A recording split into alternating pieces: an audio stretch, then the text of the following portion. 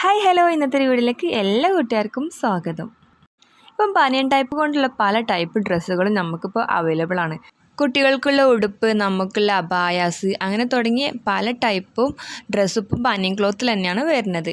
എന്നാൽ ഈ ബനിയൻ ക്ലോത്ത് നമ്മളെ നോർമൽ തയ്യൽ മെഷീൻമേലോ നമുക്കത് സ്റ്റിച്ച് ചെയ്യാൻ വലിയ ബുദ്ധിമുട്ടുള്ളൊരു കാര്യമാണ്.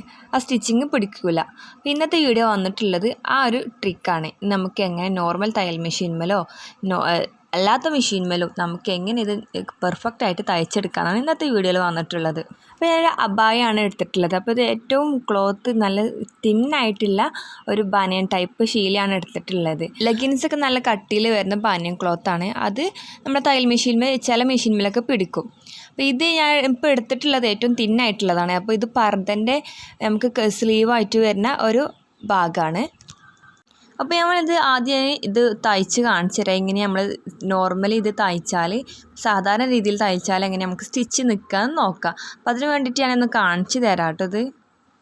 ഇതിന് മുൻപ് ഞാൻ വേറൊരു വീഡിയോ ഇട്ടിട്ടുണ്ടായിരുന്നു. അതിന് നല്ല അത്യാവശ്യമായിട്ട് കുറച്ച് കവറും പ്ലാസ്റ്റിക്കിൻ്റെ ആവശ്യമൊക്കെ ഉണ്ടായിരുന്നു. ഇതിനതൊന്നും ആവശ്യമില്ല, ഇത് ചെറിയൊരു സാധനം മാത്രം മതി കേട്ടോ. അപ്പോൾ അതാ ഞാൻ കണ്ടില്ലേ, ഇത് അതുപോലെ വലിയ വലിയ ഗ്യാപ്പ് ഉണ്ടാവും നമ്മൾ ഓരോ സ്റ്റിച്ചിൻ്റെ ഭാഗത്ത്. അപ്പോൾ നമുക്ക് തയ്ച്ചെടുക്കാൻ വളരെ സിമ്പിളാണ്. അപ്പോൾ അതാണ് നമുക്ക് സാധാരണ രീതിയിൽ തയ്ച്ചാലുള്ള പ്രശ്നം.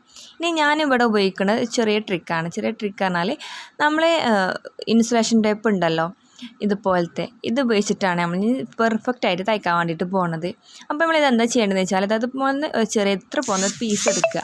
അതിന് ശേഷം നമ്മൾ ഫൂട്ടുണ്ടല്ലോ, അതിൻ്റെ താഴത്തായിട്ട് ഇതൊന്ന് ഒട്ടിച്ചു കൊടുക്കണം. ഫൂട്ടിൻ്റെ താഴത്ത് കേട്ടോ, ഫൂട്ടിൻ്റെ താഴത്താണ് ഫൂട്ടിൻ്റെ അടിഭാഗത്ത് അതുപോലെ പിടിച്ചിട്ട് മുകൾക്കായിട്ട് ഇങ്ങനെ ഒട്ടിച്ചു കൊടുക്കുക. ഇനി നമ്മൾ ഇത് സാധാ സ്റ്റിച്ച് ചെയ്യണം, അതിൽ സ്റ്റിച്ച് ചെയ്യാം. അപ്പോൾ നമുക്ക് പെർഫെക്റ്റ് ആയിട്ട് കിട്ടും. അപ്പോൾ ഇത് ഒരുപാടൊക്കെ തയ്ക്കാനുണ്ടെങ്കിൽ നമ്മളിത് ഇടയ്ക്ക് ഇങ്ങനെ ഒരു ഇൻസുലേഷൻ മാറ്റി കൊടുക്കേണ്ടി വരും കേട്ടോ. ഇത് നന്നായിട്ട് ഓട്ടയായി കീറുന്ന സമയത്ത് ഇത് മാറ്റി കൊടുക്കണം.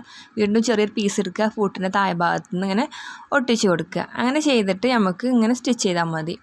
ഇനി കാണിച്ചു തരാം. നമ്മളിത് പർദ്ദൻ്റെ പീസ് എടുത്തിട്ടുണ്ട്. ഇനി ഇതൊന്ന് തയ്ച്ചിട്ടുള്ളത് ഞാൻ കാണിച്ചു തരാം. നോർമൽ പോലെ തയ്ക്കുക.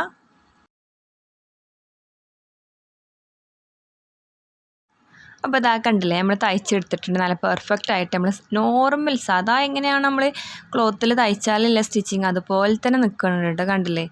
അപ്പോൾ ഇത് വളരെ സിമ്പിളാണ്. ഈ ഒരു ഇൻസുലേഷൻ ടേപ്പ് ഉണ്ടെങ്കിൽ നമുക്ക് പിന്നെ എത്രയും തയ്ക്കാം. അതിങ്ങനെ ഇടയ്ക്ക് ഇങ്ങനെ കീറുന്ന സമയത്ത് ചെറിയ ചെറിയ പീസ് ഇങ്ങനെ എടുത്തിട്ട് മാറ്റി കൊടുത്താൽ മതി.